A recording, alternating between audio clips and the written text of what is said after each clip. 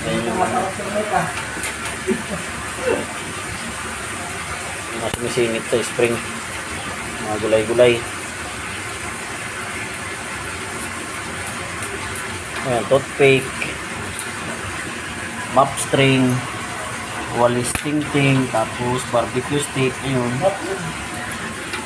Sabi pa ng kasama ko dito, 5 taon na, mapid daw. Lasa naman. Ang galing. Ang galing.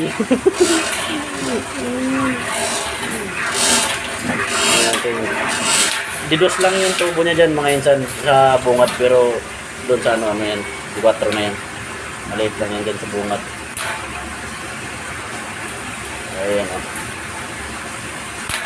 Yan yung mga sumisingit, kaya kailangan tanggalin yan. So ang dami. Ayan o, sa loob. Loob ng spring.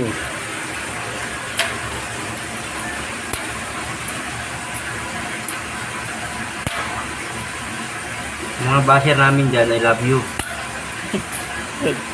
Pasensya na po kayo. Mahal namin kayo. Ayan yung mga spring niya mga insan. May laman sa loob.